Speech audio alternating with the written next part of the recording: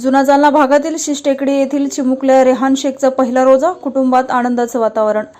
रमजानच्या पवित्र महिन्याचा शेवटचा टप्पा सुरू झाला असून मुस्लिम बांधव मोठ्या श्रद्धेने उपवास करत आहेत। याच दरम्यान रेहान शेख इम्रान शेख उर्फ हाशमी वय 8 वर्ष राहणार शिष्टेकडी जुना जालना या चिमुकल्याने आपल्या आयुष्यातील पहिला रोजा यशस्वीपणे पूर्ण केला आहे। कडक उन्हाळा आणि वाढत्या तापमानाची तमा न बाळगता रेहानने पहाटेपासून ते संध्याकाळी इफ्तारपर्यंत मोठ्या जिद्दीने आपला उपवास पाळला।